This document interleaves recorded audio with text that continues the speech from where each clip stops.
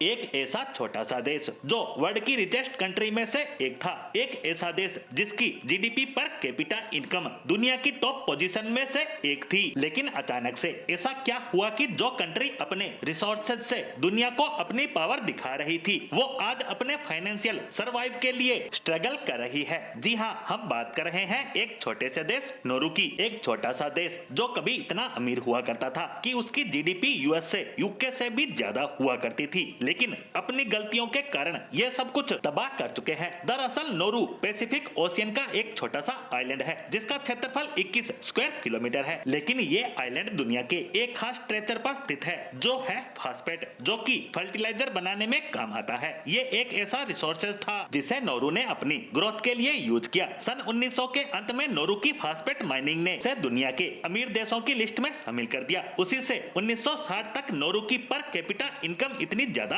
हो गई कि उस देश के हर एक व्यक्ति के पास बड़े बड़े बिजनेसमैन, अमीर लोगों से भी ज्यादा पैसा हो गया था। ऐसे में नोरू ने अपनी इनकम को स्मार्टली इन्वेस्ट करना शुरू किया, जिसमें health care infrastructure, education system को डेवलप किया गया। साथ ही इस समय तक दूसरे देशों के लोग भी यहाँ आकर रहने लग गए। नोरू के पास फॉस्फेट की मोनोपोली थी और दुनिया को उसकी जरूरत। लेकिन जैसा कि एक रिसोर्स पर इकोनॉमी को बिल्ड करना हमेशा से खतरनाक होता है, और नोरू के साथ भी कुछ ऐसा ही हुआ, क्योंकि उसके पास मौजूद फॉस्फेट एक लिमिट मात्रा में था, जो 1980 तक आते आते वहां की सरकार को समझ आना शुरू हुआ और 1990 तक उसका 80% फॉस्फेट भंडार खत्म हो चुका था। ऐसे में जब इकोनॉमी सिर्फ एक रिसोर्स पर डिपेंड थी, तो माइनिंग के खत्म होने के साथ ही वहां इकोनॉमिक क्राइसिस भी शुरू होने लगा। हालांकि उन्होंने पैसे को फॉरेन में कई सेक्टर में इन्वेस्ट करना शुरू भी कर दिया था, जो गलत जगह लग गया। साथ ही नोरू की बैड गवर्नेंस और करप्शन ने उसकी बर्बादी में कील ठोकने का काम किया। वहां के लीडर्स के गलत डिसीजन ने भी